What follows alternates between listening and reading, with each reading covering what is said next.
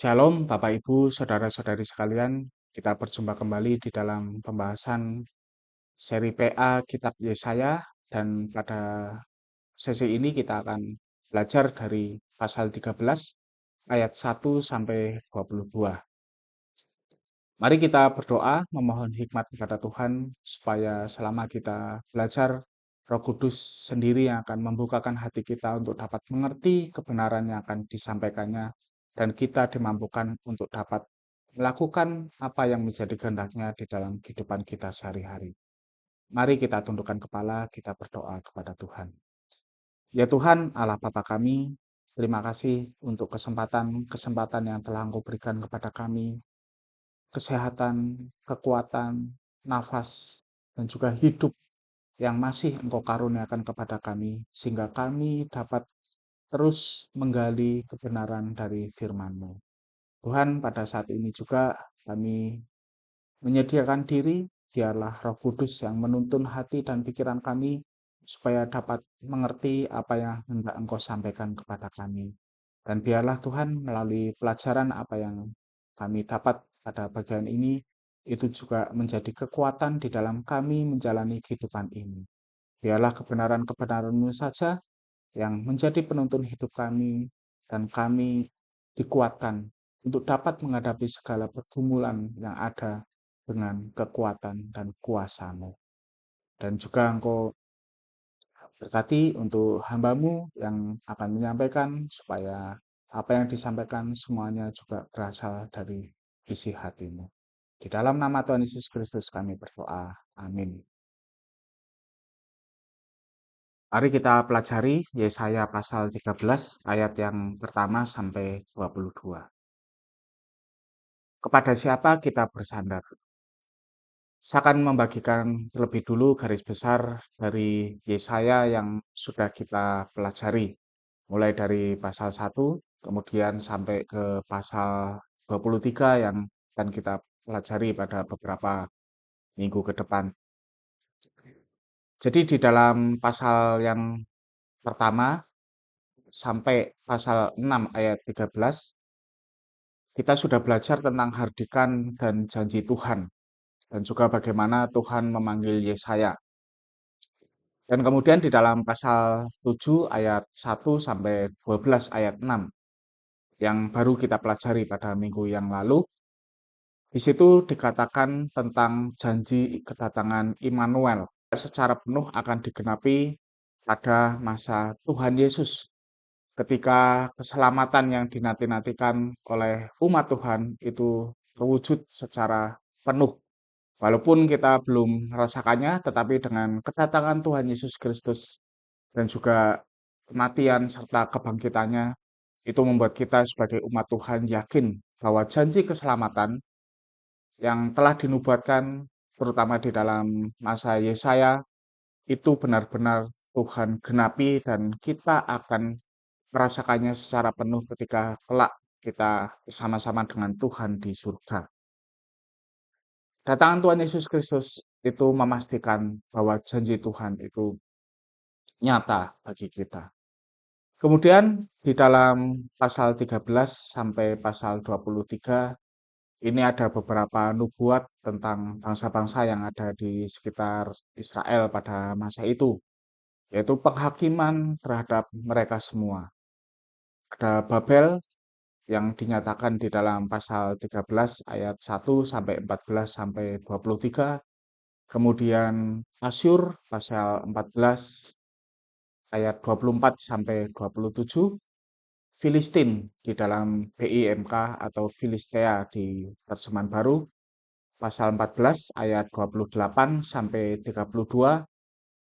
Moab pasal 15 ayat 1 sampai pasal 16 ayat 14. Damsyik dan Syria pasal 17 ayat 1 sampai 3. Israel pasal 17 ayat 4 sampai 14. Sudan atau Ethiopia pasal 18 ayat 1 sampai 7. Mesir pasal 19 ayat 1 sampai 20 ayat 6. Kemudian ada penghakiman lagi pada Babel. Ini ada nubuat yang melanjutkan dari apa yang sudah dinyatakan di pasal 13 dan juga 14, yaitu terdapat juga di pasal 21 ayat 1 sampai 10. Kemudian ada Edom atau Duma pasal 21 ayat 11 sampai 12. Arab atau Arabia pasal 21 ayat 13 sampai 17. Yerusalem pasal 22 ayat 1 sampai 25 dan Tirus pasal 23 ayat 1 sampai 18. Semua bangsa yang dinyatakan di bagian ini itu ada di bawah penghakiman Tuhan. Dan kalau kita melihat daftarnya, ini bukan hanya menyangkut kerajaan yang besar seperti Babel, Asyur, atau Mesir, tetapi juga kerajaan-kerajaan kecil. Dan ada juga Israel di sini. Semuanya ada di dalam penghakiman Tuhan. Jadi baik bangsa yang besar atau yang kecil, bahkan Israel sendiri pun, semua akan dihakimi oleh Tuhan jika memberontak kepadanya. Jadi Tuhan itu berdaulat atas mereka semua dan menggunakannya sesuai dengan rencananya. Dari nubuat-nubuat ini kita bisa belajar siapa yang sesungguhnya berkuasa. Ketika umat Tuhan takut terhadap ancaman bangsa-bangsa di sekitar mereka, umat Tuhan kembali diingatkan siapa yang sebenarnya berkuasa, siapa yang memegang kendali, siapa yang memiliki rencana, dan rencananya itu pasti akan terjadi. Jadi semuanya itu menuntun umat Tuhan untuk kembali fokus kepada Allah. Dan bahkan kalau di dalam masa Yesaya mereka ketakutan terhadap Asyur, tetapi nanti Asyur ditaklukkan oleh Babel. Mereka ketakutan terhadap Babel, tetapi nantinya Babel ditaklukkan oleh Media Persia. Dan Media Persia juga ditaklukkan oleh Yunani.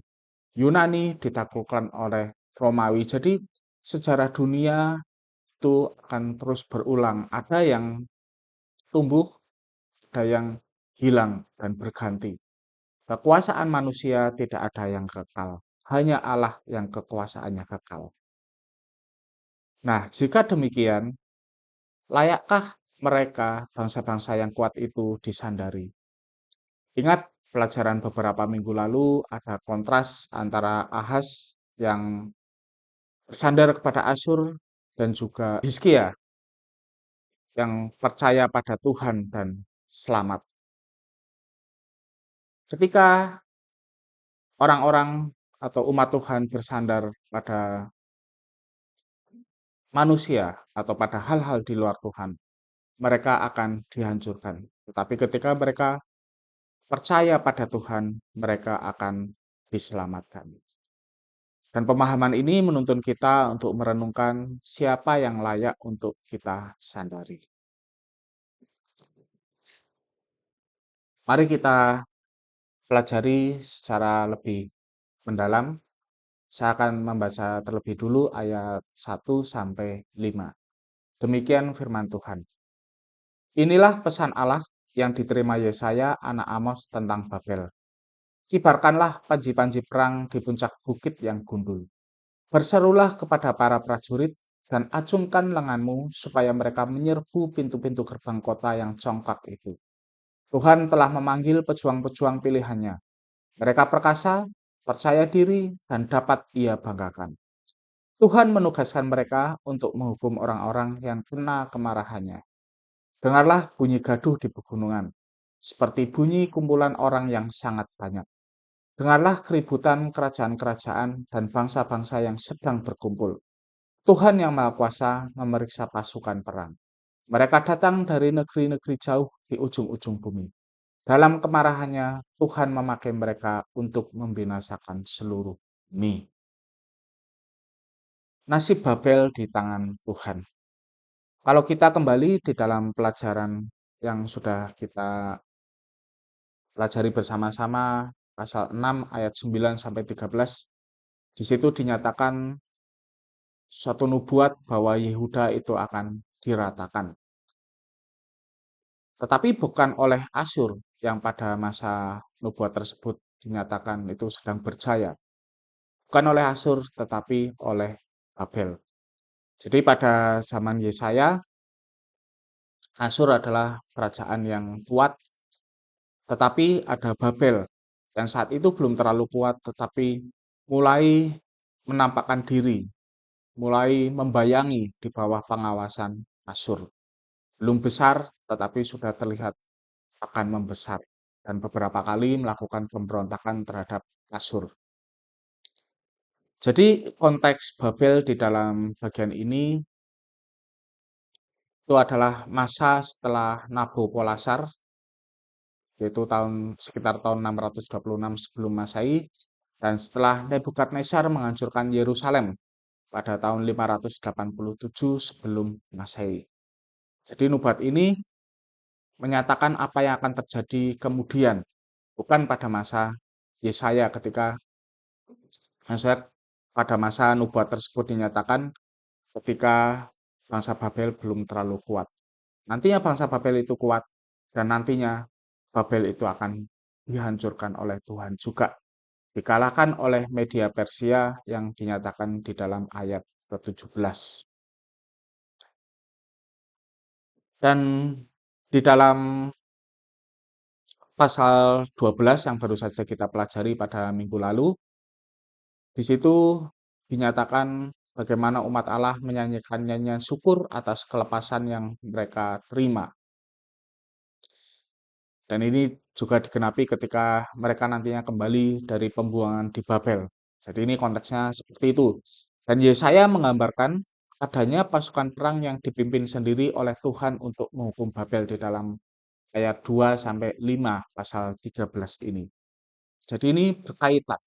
Dan Babel adalah bangsa yang arogan, sombong, dan meninggikan diri sendiri. Mereka menghancurkan bangsa-bangsa di sekitar mereka, bahkan termasuk sendiri bangsa Yehuda, ditaklukkan oleh mereka, Yerusalem dihancurkan oleh mereka, mereka menjadi sombong, tetapi nantinya mereka berhadapan dengan murka Tuhan. Mereka akan dikalahkan oleh Tuhan, dan Tuhan membawa sendiri umatnya untuk lepas dari cengkeraman kejahatan mereka. Jadi apa yang dapat kita pelajari pada bagian ini? Kesombongan, Bapak Ibu, saudara-saudari sekalian, atau merasa diri lebih tinggi dari sesama dan tidak menghormati Tuhan itu merupakan awal kehancuran. Kita dapat melihat banyak sekali tokoh-tokoh Alkitab, mulai dari Adam yang merasa tidak perlu lagi mendengarkan atau taat pada firman Tuhan, kemudian ada Saul, dan bahkan Raja Babel yaitu Nebukadnezar. Kalau kita membaca di dalam Daniel pasal 4, di tengah-tengah kegemilangannya, Nebukadnezar menjadi sombong, tetapi di saat itu juga dia dihukum Tuhan dengan cara yang sangat memalukan, yaitu kehilangan kewarasannya dan tinggal bersama para binatang. Jadi bahkan kerajaan sebesar Babel pun hancur juga pada saatnya. Dan ini semua mengingatkan kita, umat Tuhan pada masa kini, untuk terus merendahkan hati. Dan kita tidak perlu takut terhadap kekuatan apapun yang ada di sekitar kita, karena kekuatan itu tidak kekal. Hanya kepada Tuhan kita bisa bersandar, karena Tuhanlah yang memiliki kekuatan yang kekal. Nah, kita akan lanjutkan pelajaran berikutnya, yaitu dari ayat 6 sampai 16. Demikian firman Tuhan, merataplah sebab hari Tuhan sudah dekat, yaitu hari kebinasaan yang didatangkan Tuhan yang Maha Kuasa. Setiap orang akan merasa lumpuh tangannya dan kehilangan keberaniannya. Mereka semua akan ditimpa ketakutan hebat dan menggeliat kesakitan seperti wanita yang sedang bersalin. Mereka akan saling memandang dengan cemas, mukanya merah karena malu. Hari Tuhan akan datang, dan pada hari itu Tuhan melampiaskan kemarahannya dan murkanya yang hebat. Bumi akan menjadi padang tandus, dan setiap orang berdosa akan binasa. Setiap binatang dan gugusan bintang akan berhenti bersinar. Matahari akan gelap pada saat ia terbit, dan bulan tak akan bercahaya lagi. Tuhan berkata, Aku akan menghukum dunia karena kejahatannya, dan orang-orang jahat karena dosa-dosa mereka. Setiap orang congkak akan kurendahkan, orang angkuh dan kejam akan kuhukum. Orang yang diselamatkan sedikit sekali, mereka lebih jarang dari emas murni. Aku akan membuat langit gemetar dan bumi bergoncang dari tempatnya pada hari aku, Tuhan Yang Maha Kuasa, menunjukkan kemurahan-Ku. Orang asing yang tinggal di Babel akan tercerai-berai dan lari ke negerinya masing-masing. Mereka seperti rusa yang melarikan diri dari pemburu atau kawanan domba yang tidak mempunyai gembala. Siapa saja yang tertangkap akan ditikam sampai mati. Mereka akan menyaksikan bayi-bayi mereka diremukkan, rumah-rumah mereka dirampok, dan istri-istri mereka diperkosa. Ini adalah bahasa yang sangat keras dan menyatakan apa yang terjadi pada hari Tuhan. Jadi hari Tuhan yang dinyatakan di dalam ayat 6 adalah waktu di masa depan ketika Allah memerangi semua pihak yang melawan Dia.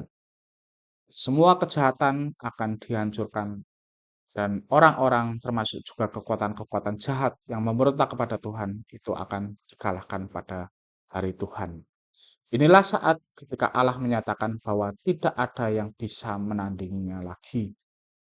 Dan gambaran di dalam ayat 7, lumpuh tangannya dan juga kehilangan keberaniannya. Jadi ini gambaran tentang keadaan yang sangat menakutkan. Bahkan orang-orang yang tadinya merasa diri berkuasa, mereka sombong, tetapi pada hari Tuhan mereka tidak ada daya apapun. Dan di dalam ayat 10 dinyatakan ada bintang, matahari, bulan, semuanya berhenti bersinar.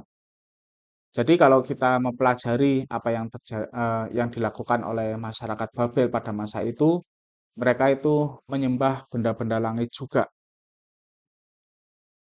Dan ketika Tuhan menyatakan semuanya berhenti bersinar, itu menandakan bahwa mereka semua tidak ada daya apa-apa di bawah kendali Tuhan.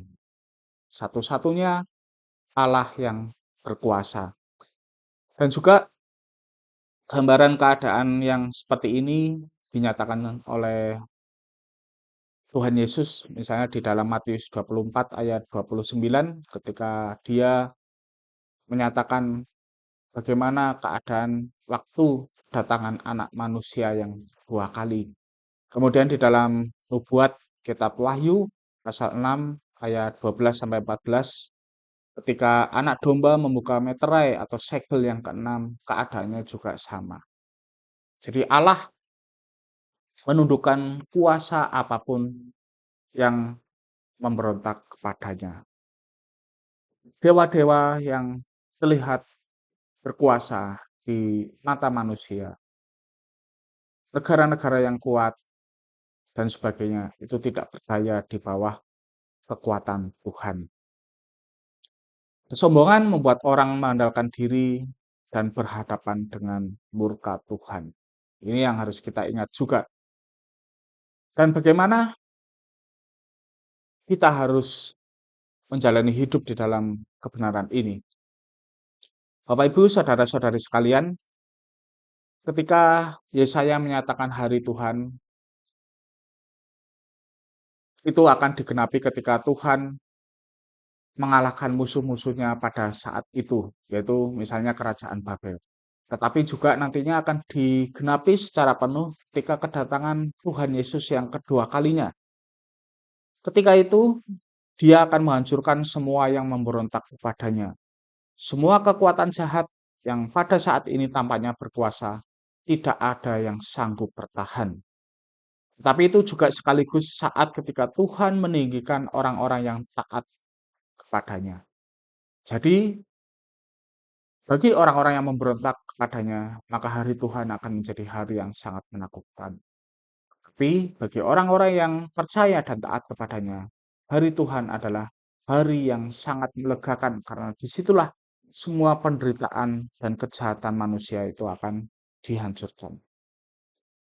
Kalau begitu, mari kita renungkan di pihak manakah kita.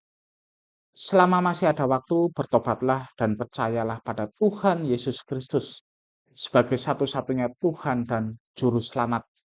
Karena inilah satu-satunya cara bagi kita untuk dapat bertahan di hari Tuhan, untuk menerima keselamatan ketika hari Tuhan tiba. Dan bagi kita yang sudah percaya, tetaplah setia di tengah tantangan yang seberat apapun. Karena apa? Karena kita tahu bahwa tidak ada kekuatan yang menandingi kekuatan Tuhan.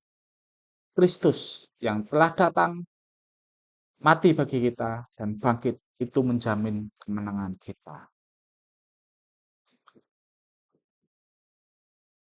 Ayat 17 sampai 22, demikian firman Tuhan. Tuhan berkata, Aku menggerakkan bangsa Madai untuk menyerang Babel. Mereka tidak bisa disuap dengan perak atau emas. Dengan busur dan panahnya, mereka akan membunuh orang-orang muda. Mereka tidak sayang kepada bayi dan tidak kasihan kepada anak. Dari semua kerajaan, Babel itu yang paling indah dan menjadi kebanggaan penduduknya. Tetapi aku, Tuhan, akan menghancurkannya seperti sudah kulakukan terhadap Sodom dan Gomora. Tak seorang pun akan tinggal lagi di sana. Tak ada orang Arab pengembara yang akan memasang kemahnya di tempat itu, dan tak ada gembala yang akan membawa kambing dombanya untuk merumput di situ. Tempat itu akan didiami binatang-binatang liar.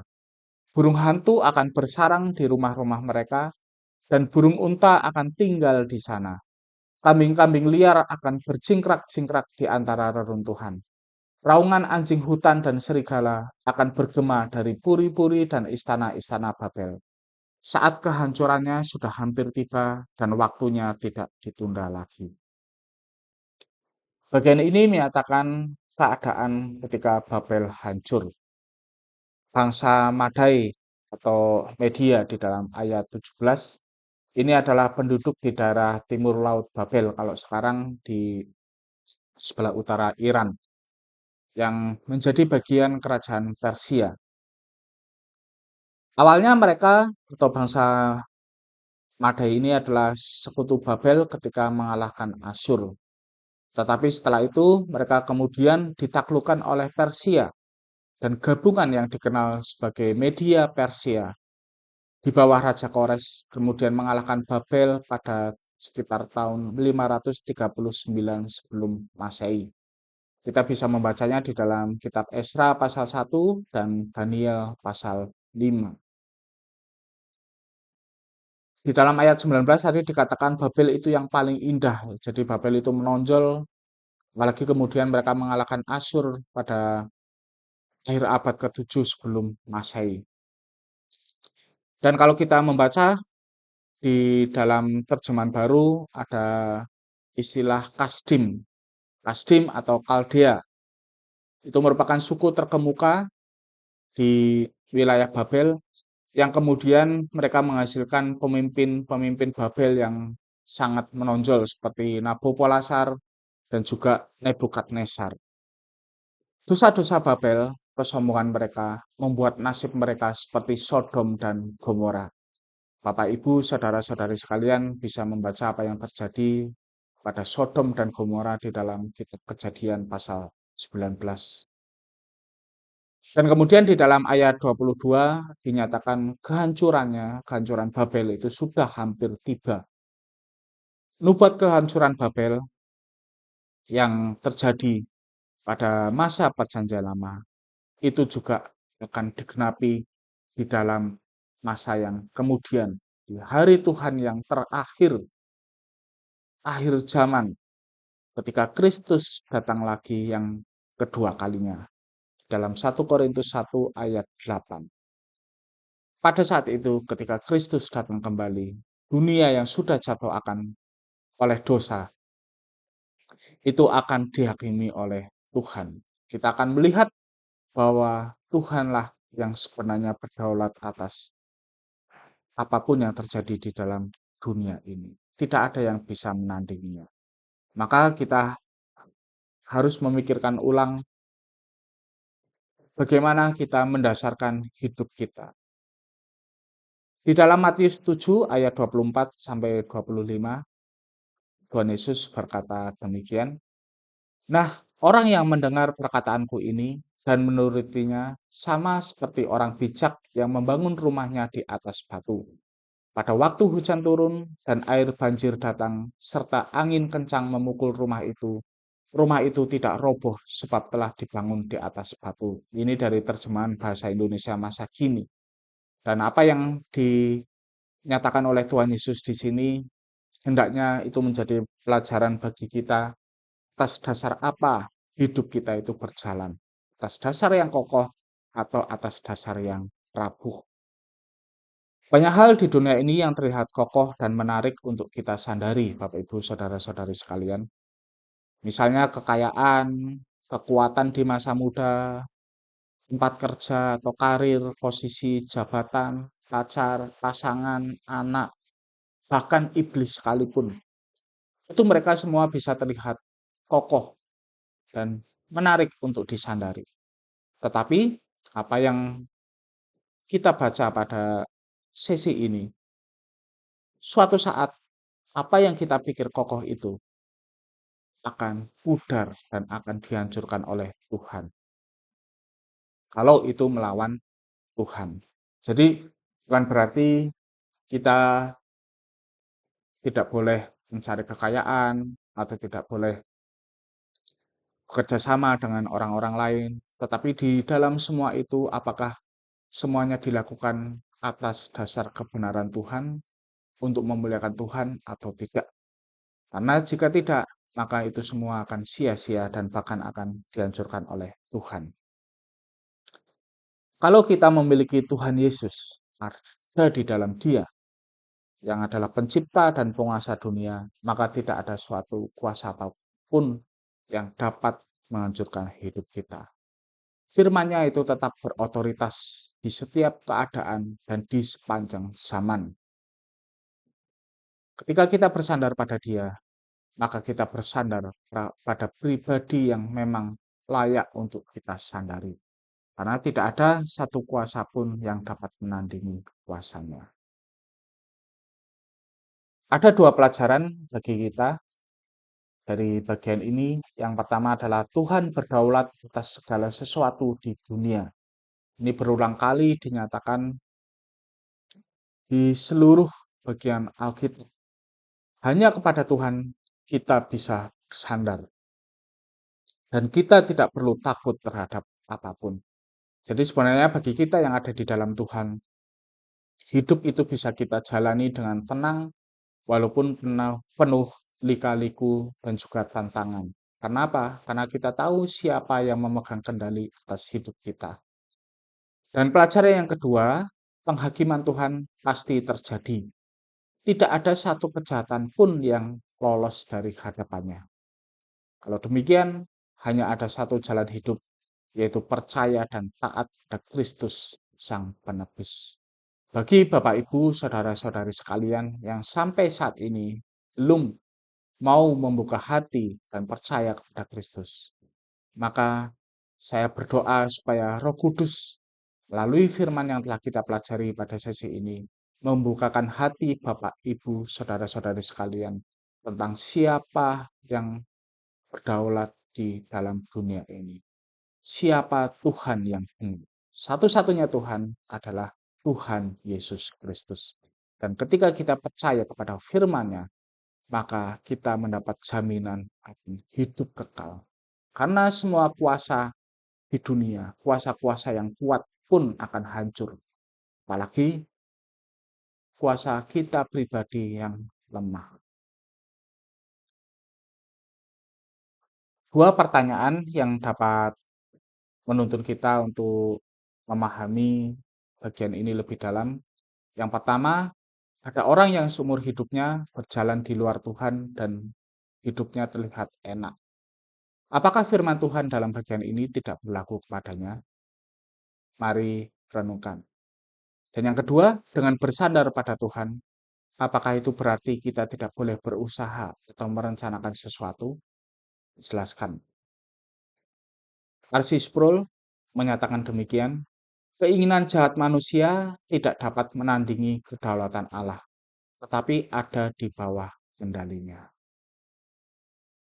Baik, mari kita tutup untuk renungan pada sesi ini dan kita akan kembali menghadap Tuhan di dalam doa, merespon dari pelajaran yang kita dapat di dalam bagian ini.